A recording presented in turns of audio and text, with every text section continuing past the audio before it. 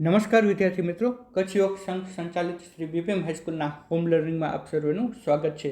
હું પ્રફુલ્લ પાનસુરિયા આજે આપ સૌને ધોરણ 11 ઇંગ્લિશ મેઇન ટેક્સ્ટબુકના યુનિટ 4ના રીડ 1ના પાર્ટ 2ની વાત કરીશ, જે રીડ 1 છે માઇન્ડ બોડી મેડિસિન્સ. આપણે ઓલરેડી યુનિટ 4ના રીડ 1 જેનું ટાઇટલ છે માઇન્ડ બોડી મેડિસિન, એના પાર્ટ 1ની વાત આપણે કરી ચૂક્યા છીએ અને આશા રાખું છું કે એ પાર્ટ 1નો વિડીયો જે આપણે પ્રારંભિક વાત કરી એ વાત આપણને બરાબર સમજાઈ ગઈ હશે. હવે યુનિટ 4ના રીડ 1 માઇન્ડ બોડી મેડિસિનના આજે આપણે પાર્ટ 2ની વાત કરીશું અને જે પાર્ટ 2ની જે વાત કરવાની છે એ પોઈન્ટ આપણો લેવલ્સ ઓફ આયુર્વેદિક હિલિંગ છે. હવે અહીંયા જોશું તો આપણને લેવલ્સ ઓફ આયુર્વેદિક હિલિંગ એવો જે પોઈન્ટ છે એ પહેલાંની વાત આપણે પાર્ટ 1માં કરી ચૂક્યા છીએ અને આ પોઈન્ટથી જે બાકીની વાત છે આજે આપણે પાર્ટ 2માં કરીશું. તો આપણે આયુર્વેદ શું છે, એને કઈ રીતે સમજવું અને એની પોઝિટિવ અસરો આપણા જીવન ઉપર શું થાય છે એ બાબતોને ખરેખર સમજવી ખૂબ જ મહત્ત્વની છે. જેનો અર્થ થાય છે આયુર્વેદ દ્વારા આપણને રોગમુક્તિ કઈ રીતે મળે છે એના વિવિધ તબક્કાઓની આપણે અહીંયા વાત કરવાની છે. તો અહીંયા આ પોઈન્ટથી આપણે શરૂઆત કરીશું. Ayurveda recognises 4 primary levels of healing. Healing એટલે કે રોગમુક્તિ, જેને આપણે કોઈપણ ફિઝિકલ કે મેન્ટલ બીમારી હોય, કોઈપણ શારીરિક કે માનસિક રોગ હોય, એમાંથી કઈ રીતે મુક્ત થવું, એ મુક્ત થવાની જે આખી પ્રક્રિયા આપણને આયુર્વેદ સમજાવે છે. અને આયુર્વેદમાં એ રોગ મુક્ત થવાની જે આખી પ્રક્રિયા છે એ 4 તબક્કામાં, 4 જે પ્રાથમિક તબક્કામાં આપણને અહીંયા સમજાવવામાં આવી છે. એ લેવલ્સ ઓફ આયુર્વેદિક હિલિંગમાં જે 4 પ્રાથમિક તબક્કાઓ છે એમાં જે પહેલો પોઈન્ટ છે ડિસીઝ ટ્રીટમેન્ટ, જેનો અર્થ થાય છે રોગની સારવાર. ત્યારબાદ બીજો પોઈન્ટ છે ડિસીઝ પ્રિવેન્શન, જેનો અર્થ થાય છે રોગને અટકાવવો અથવા તો રોગને થતો રોકવો. એટલે વિદ્યાર્થી મિત્રો, રોગની સારવાર પહેલો પોઈન્ટ, રોગને થતો રોકવો એટલે કે રોગ, કોઈ પણ પ્રકારનો રોગ આપણા શરીરમાં ન થાય એનું પ્રિવેન્શન, એની કાળજી કઈ રીતે રાખવી, એને અટકાવવા માટે શું ધ્યાનમાં રાખવું, એની વાત બીજા લેવલમાં કરવામાં આવશે. ત્યારબાદ જે ત્રીજો લેવલ છે, ત્રીજો જે પોઈન્ટ છે લાઈફ એન્હાન્સમેન્ટ એટલે કે જીવન વૃદ્ધિ અથવા તો આપણું જે આયુષ્ય લંબાવવું, આયુષ્ય વધારવું, એ અંગેનો જે ત્રીજો લેવલ છે એ લાઈફ એન્હાન્સમેન્ટ છે. અને ત્યાં જે ફોર્થ પોઈન્ટ છે અવેરનેસ ડેવલપમેન્ટ એટલે કે જાગૃતતાનો વિકાસ. આવી રીતે લેવલ્સ ઓફ આયુર્વેદિક હિલિંગની અંદર એના જે પ્રાથમિક 4 તબક્કાઓ છે, જેમાં disease treatment, disease prevention, life enhancement અને અવેરનેસ ડેવલપમેન્ટ, આ 4 તબક્કાઓની વાત આપણે આજે સમજવાની છે. અને આના આધારે આપણે કોઈ પણ શારીરિક કે માનસિક રોગમાંથી કઈ રીતે પરમનન્ટલી મુક્તિ મેળવી શકીએ છીએ એ આપણે અહીંયા સમજવાનું છે, જે આપણા વાસ્તવિક જીવનમાં પણ ખૂબ જ ઊંડી રીતે આપણને લાગુ પડતું જોવા મળે છે. આગળ વાત કરીએ તો for most of us medical treatment begin when we fall ill. મોટે ભાગે અથવા તો મહદ અંશે આપણે સૌ જ્યારે માંદા પડીએ છીએ ત્યારે જ આપણે કોઈ પણ સારવાર લઈએ છીએ અથવા તો આપણી સારવાર થતી હોઈએ છીએ. આપણે જ્યાં સુધી બીમાર પડતા નથી ત્યાં સુધી આપણે કોઈ પણ પ્રકારની સારવાર લેતા નથી, એ સ્વાભાવિક બાબત છે. પણ જો ઇંગ્લિશમાં એવું વાક્ય છે કે prevention is better than cure, એટલે કે કોઈ બીમારી થાય અને એની સારવાર લઈએ, જેમાં આપણે મેન્ટલી પણ ડિસ્ટર્બ થઈએ, ફિઝિકલી પણ ડિસ્ટર્બ થઈએ અને આપણા નાણાં પણ આપણે ખર્ચવા પડે, તો prevention is better than cure, કે કોઈ બીમારી થાય અને એની સારવાર લઈએ એ પહેલાં જ જો આપણને એ બીમારી થાય જ નહીં અથવા તો એ રોગ આપણા શરીરમાં આવે નહીં, એની જો કાળજી લેવામાં આવે એ સારવાર કરતાં ખૂબ જ સારું છે. એટલે કે આપણે બીમાર નથી છતાં પણ એવી કાળજી રાખીએ, એટલું પ્રિવેન્શન રાખીએ કે આપણે કોઈ પણ પ્રકારના રોગ આપણા શરીરમાં પ્રવેશે નહીં. It is a form of disease treatment, a response to a condition that has already occur. આપણને એક રોગ થઈ ચૂક્યો છે તેની સારવારના સ્વરૂપમાં તે શરૂ થતી હોય છે. It aims at fixing something already broken. જે કંઈક ખરાબ થઈ ચૂક્યું છે તેને સુધારવાનો અથવા તો તેને સારી પરિસ્થિતિમાં લાવવાનો આશય હોય છે. However, if medicine begins with the treatment of disease, it is a failure because the disease is already harming us. પણ સ્વાભાવિક આપણે જોઈએ તો જો રોગની સારવાર કે ઈલાજ તરીકે દવા શરૂ કરવામાં આવે છે અથવા તો કોઈ પણ પ્રકારની આપણે મેડિકલ ટ્રીટમેન્ટ લઈએ છીએ અને એ પહેલાંની જે આપણી કન્ડિશન છે કે આપણે ઓલરેડી બીમાર થઈ ચૂક્યા છીએ અને ત્યારબાદ આપણે સારવાર લઈએ છીએ, એટલે કે એ બીમારી આપણા શરીરમાં ઓલરેડી પ્રવેશી ચૂકી છે અને પ્રવેશેલી બીમારી આપણા શરીરને ઓલરેડી નુકસાન કરી રહી છે. પણ જો કાળજી લેવામાં આવે કે એ બીમારી જ આપણા શરીરમાં ન પ્રવેશે અથવા તો આપણા શરીરમાંથી એને આપણે દૂર રાખી શકીએ, એ કોઈ પણ સારવાર કરતાં પણ વધારે સારી બાબત છે. At this late stage, we are left with no option but using drugs and surgery. Drugs and surgery એટલે કે કોઈ પણ પ્રકારનું ઓપરેશન કરવું પડે અને દવા અને ઇન્જેક્શન પણ લેવા પડે. તો આગળ વાત કરીએ તો જો રોગની સારવાર તરીકે દવા શરૂ કરવામાં આવે તો તે નિષ્ફળતા છે, કારણ કે તે રોગ આપણને ઓલરેડી નુકસાન પહોંચાડી રહ્યો છે. આ અંતિમ તબક્કે આપણે શું કરીશું તો આ તબક્કામાં આપણી પાસે દવાઓ અને સર્જરી સિવાયનો કોઈ વિકલ્પ બચતો નથી. Which may have many side effects in the long run. એટલે કે જે દવાઓ, જે એલોપેથિક ટ્રીટમેન્ટ જેમાં ગોળીઓ છે, ઇન્જેક્શન્સ છે અને કોઈ પણ પ્રકારના ઓપરેશન્સ એટલે કે આપણા શરીર પર જે શસ્ત્રક્રિયા થાય છે એની જે સાઈડ અસર એટલે કે આડ અસર લાંબા ગાળે આપણા શરીર ઉપર થતી હોય છે. નેક્સ્ટ પેરેગ્રાફ જોઈએ તો a higher level of healing aims at preventing disease before they manifest. ઉચ્ચ કક્ષાની રોગ મુક્તિ રોગ દેખા દે એ પહેલાં જ તેને રોકવાનો ધ્યેય ધરાવે છે. એટલે કે કોઈ પણ પ્રકારની બીમારી આપણા શરીરમાં પ્રવેશે એ પહેલાં જ આપણે જો કાળજી રાખીએ અને બીમારી જ આપણા શરીરમાં પ્રવેશે નહીં એવું આપણે જો ઉચ્ચ કક્ષાની માનસિકતા ધરાવશું તો આપણે એ ડિસીઝને પ્રિવેન્ટ કરી શકશું. To reach this stage we ought to consider the fact of our lifestyle, environment, work and psychological condition. આ તબક્કે પહોંચવા આપણે આપણી જીવનશૈલી, પર્યાવરણ, કાર્યશૈલી અને માનસિક સ્થિતિને ધ્યાનમાં લેવી ખૂબ જ જરૂરી બને છે અને તો જ આપણે કોઈ બીમારી ન થાય એની આપણે કાળજી લઈ શકીએ છીએ. We must eliminate the wrong factors in our daily lives that makes us helpless to diseases. કે રોગ સામે આપણે લાચાર થઈ જઈએ છીએ અને રોગ આપણે લાચાર કરી મૂકે છે તેવા આપણા દૈનિક જીવનના પરિબળોને આપણે જાકારો આપવો જોઈએ. To some extent, we are always sick because our life itself is unstable. અને મોટાભાગે આપણે જોઈએ છીએ તો હંમેશા આપણે બીમાર જ રહેતા હોઈએ છીએ. કોઈ એક બીમારી થાય છે એની સારવાર લઈએ, એના માટેની દવા કરાવીએ, એની સારવાર કરાવીએ, એલોપેથિક ટ્રીટમેન્ટ લઈએ અને આપણને ખબર નથી કે વધારે પડતી એલોપેથિક દવાઓ લેવાને કારણે લાંબા સમયે લાંબા ગાળે આપણા શરીર ઉપર એની ખૂબ જ નેગેટિવ અસર થતી હોય છે. એક બીમારીથી સાજા થઈએ તો થોડા સમય પછી આપણને વળી કંઈક નવી શારીરિક બીમારી ઉત્પન્ન થાય, કોઈ પ્રકારની માનસિક બીમારી ઉત્પન્ન થાય, એનાથી સાજા થવા માટે ફરીથી દવા લેશું.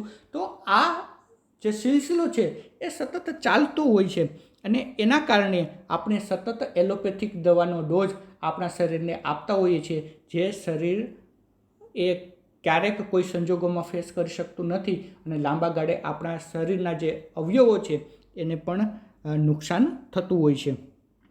અને એ બધું થવાનું કારણ છે કે આપણું જે જીવન છે એ અસ્થિર જીવન છે. આપણું જે રૂટીન છે એ ખૂબ જ હેક્ટિક રૂટીન છે, જેમાં શાંતિ અને સંતોષ નથી. અને મોટા ભાગે આપણે પૈસા પાછળ આપણી આંધળી દોટ મૂકતા હોય છે. There are always some diseases attacking us, particularly in changes of seasons or in the aging process. કેટલેક અંશે આપણું જીવન પોતે જ અસ્થાયી હોવાને લીધે આપણે અસ્વસ્થ રહેતા હોઈએ છીએ, વિશેષતઃ ઉંમર વધવાની પ્રક્રિયા સાથે અને ઋતુમાં ફેરફાર, જેને આપણે સિઝનેબલ ચેન્જ કહીએ છીએ. આપણને ખબર છે કે ઋતુ બદલાય છે અને ક્યારેક ઋતુનો સંધિકાળ ચાલતો હોય છે. એ સિઝનેબલ ચેન્જીસને કારણે આપણે મોટાભાગે વાયરલ ઇન્ફેક્શનના ભોગ બનતા હોય છે અને એ વાયરલ ઇન્ફેક્શનને કારણે આપણે શરીરમાં સામાન્યપણે બીમારીઓ થતી હોય છે. અને બીજી જે પ્રક્રિયા છે કે એજિંગ પ્રોસેસ, ઉંમર વધવાને કારણે પણ આપણું જે શરીર છે, આપણું જે બોડી એનર્જી છે એ પણ નબળું પડે છે, એ ઓછું થાય છે અને ઉંમર વધવાને કારણે પણ આપણે ઘણી બધી બીમારીઓનો ભોગ બનતા હોય છે. Health is a matter of continual adjustment, like navigating a ship upon the sea. Our health is an ongoing concern. ઉંમર વધવાની પ્રક્રિયા સાથે અને ઋતુઓમાં ફેરફાર આવવાને કારણે કેટલાક રોગ સતત આપણા પણ હુમલો કરતા રહેતા હોય છે. સમુદ્ર ઉપરના જહાજને હકારવાની જેમ સ્વાસ્થ્ય એ એક સતત અનુકૂળતા સાધતા રહેવાની બાબત છે. આપણું સ્વાસ્થ્ય છે જે અવિરત કાળજી લેતા રહેવાની એક બાબત છે. આપણે જેના ઉપર ખરેખર કાળજી લેતા નથી, એ સ્વાસ્થ્ય જ્યારે ડિસ્ટર્બ થાય છે ત્યારે ખરેખર એની સાચી આપણને સમજ, એનું અગત્યતા આપણને ખબર પડે છે અને ત્યારબાદ આપણે કાળજી લેવાનું શરૂ કરીએ છીએ. પણ જો આપણા સ્વાસ્થ્યની આપણે પહેલેથી જ, આપણી તંદુરસ્તીની આપણે પહેલેથી જ કાળજી રાખીશું તો આવા કોઈ પણ પ્રકારના સંજોગો ઉત્પન્ન થવાની શક્યતા રહેશે નહીં. નેક્સ્ટ જોઈએ તો the third level of treatment is life enhancement therapy. જીવન વૃદ્ધિ અથવા તો લાંબુ આયુષ્ય જ નહીં પણ એકદમ લાંબુ જીવન, પણ આનંદદાયક જીવન. 70 વર્ષ, 80 વર્ષ, 100 વર્ષ એનાથી પણ ઉપર આપણે જીવન જીવીએ છીએ. આપણું આયુષ્ય એટલું લાંબુ હોય પણ દુઃખમાં વ્યતીત કરીએ અને એકદમ unhappy life with full of diseases, mentally as well as physically. જે શરીર આપણું રોગથી ભરપૂર હોય, મન રોગથી ભરપૂર હોય, એવા દુઃખી જીવન જીવવાનો કોઈ અર્થ નથી, કોઈ ફાયદો નથી. તો આયુર્વેદનો જે ત્રીજો તબક્કો છે એ આપણને શીખવે છે કે ફક્ત લાંબુ જીવન જીવવું નહીં, પણ લાંબુ જીવન સંતોષકારક અને આનંદદાયક રીતે પસાર કરવું એ ખૂબ જ મહત્ત્વનું છે. તો આપણને જે ત્રીજું લેવલ છે એ સારવાર એ જીવન વૃદ્ધિનો ઉપચાર પદ્ધતિ છે. એટલે કે the third level of treatment is life enhancement therapy which aims at improving our vitality and enabling us to live longer. જેનો ઉદ્દેશ્ય, જેનો મકસદ આપણી જીવન શક્તિને ટકાવવી, આપણી જીવન જીવવાની જે શક્તિ છે જે ઉંમર વધતા ઓછી થતી જાય છે, આપણી જે ફિઝિકલ એનર્જી છે જે પણ ઉંમર વધતા ઘટી જાય છે અને જીવન જીવવાની જે આપણી જીવનશૈલી છે એ સતત બદલાય છે. તો જીવન જીવવાની જે આપણામાં શક્તિ છે, જે તાકાત છે, લાઈફ એન્હાન્સમેન્ટ પાવર છે, એ પાવર ટકાવી રાખવાનું કામ આયુર્વેદ કરે છે અને એ પાવર ટકાવી રાખવાને કારણે આપણે લાંબુ જીવન જીવવા માટે ખૂબ જ મદદરૂપ થાય છે. અને લાંબુ જીવન પણ એવું જીવન જે આનંદદાયક અને સંતોષકારક હોય, જે દુઃખી ન હોય પણ એકદમ સુખદાયક હોય, એવું જીવન જીવવા માટે આપણને આયુર્વેદ પૂરેપૂરું મદદરૂપ થાય છે. આગળ વાત કરીએ તો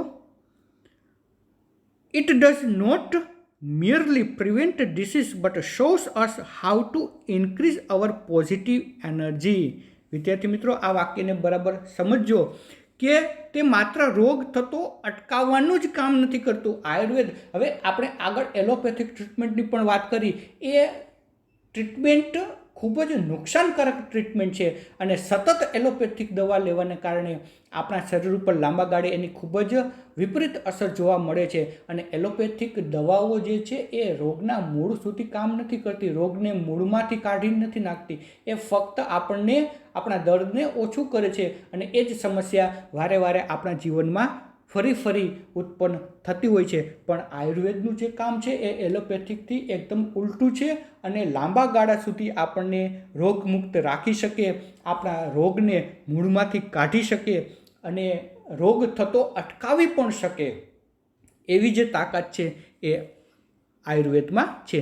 તો આયુર્વેદ માત્ર રોગ થતો જ અટકાવતું નથી, પરંતુ આપણી હકારાત્મક ઉર્જા કેવી રીતે વધારવી તે પણ આપણને શીખવે છે. એ ફક્ત રોગ અટકાવવાનું જ કામ નથી કરતું, પણ આપણી જે પોઝિટિવ એનર્જી છે, પોઝિટિવ વિચારો છે, એ પોઝિટિવ એનર્જી અને પોઝિટિવ થિંકિંગ આપણામાં કઈ રીતે વધારી શકાય તે પણ દર્શાવે છે. આગળ વાત કરીએ તો however Ayurveda aims at creating health, avoiding diseases and helping us live longer. આયુર્વેદનું જે લક્ષ્ય છે એ આરોગ્ય ટકાવવું, આરોગ્ય જાળવવું, રોગનું નિવારણ લાવવું અને આપણને દીર્ઘ જીવન એટલે કે લાંબુ જીવન જીવતા કરવાનું એ આયુર્વેદનું મુખ્ય લક્ષ્ય છે, જેને આપણે લાઈફ એન્હેન્સમેન્ટ કહીએ છીએ, જે આયુર્વેદના પ્રાથમિક તબક્કામાં ત્રીજો તબક્કો છે. ત્યારબાદ ચોથો અને છેલ્લો, ફોર્થ એન્ડ લાસ્ટ લેવલ જે લેવલ છે કે અવેરનેસ ડેવલપમેન્ટ, જાગૃતિનો વિકાસ, એ ફોર્થ લેવલ શું છે એની વાત આપણે નેક્સ્ટ પેરેગ્રાફમાં કરીશું. The fourth level of Ayurveda healing is awareness development. Awareness development એટલે કે જાગૃતતા વિકસાવી એ આયુર્વેદની ચોથી કક્ષા છે. This requires a spiritual approach to life. આ વાક્ય વિદ્યાર્થી મિત્રો ખૂબ જ અગત્યનું છે. આપણો એપ્રોચ સ્પિરિચ્યુઅલ એટલે કે આપણો અભિગમ આધ્યાત્મિક અભિગમ બનાવે છે. આપણે ફક્ત ફિઝિકલી કે મેન્ટલી નહીં, પણ સ્પિરિચ્યુઅલી પણ આપણે એટલા જ ડેવલપ થઈએ છીએ.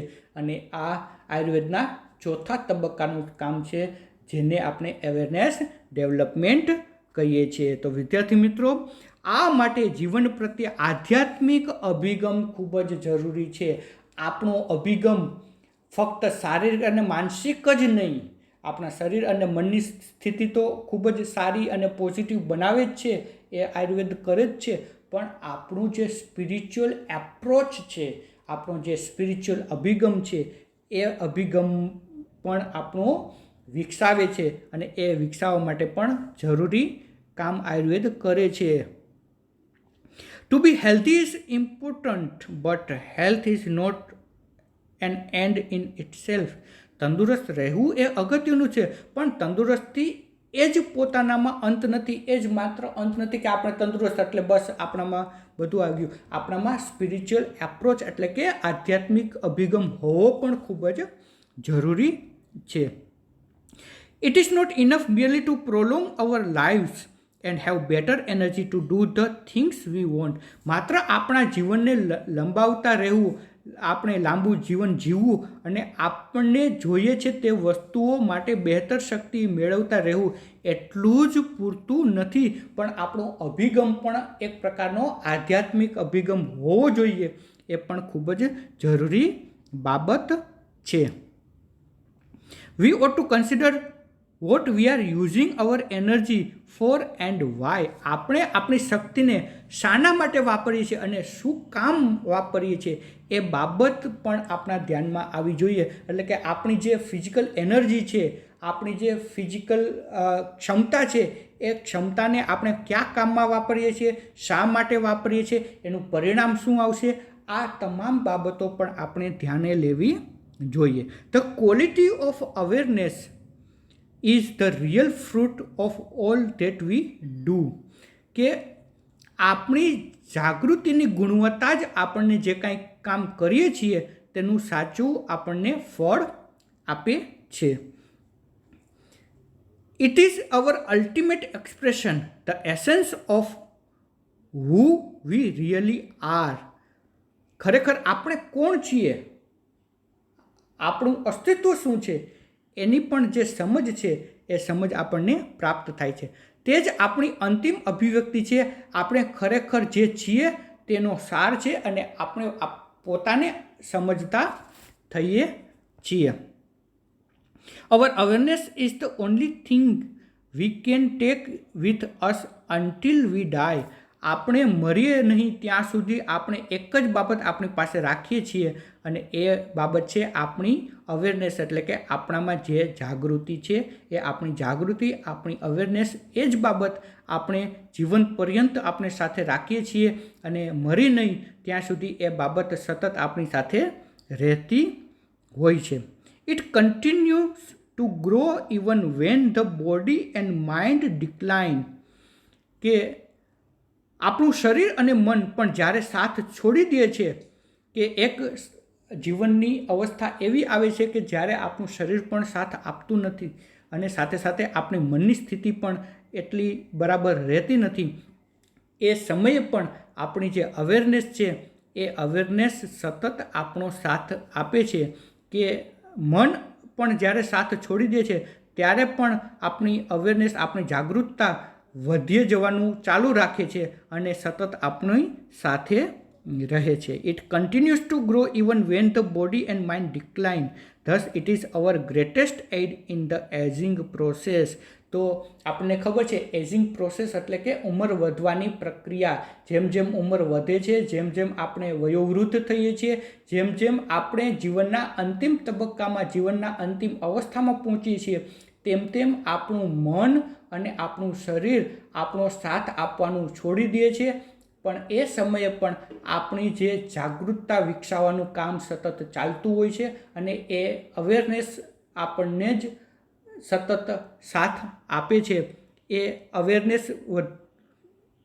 ઉંમર વધવાની પ્રક્રિયામાં આપણો મોટામાં મોટો સહારો છે.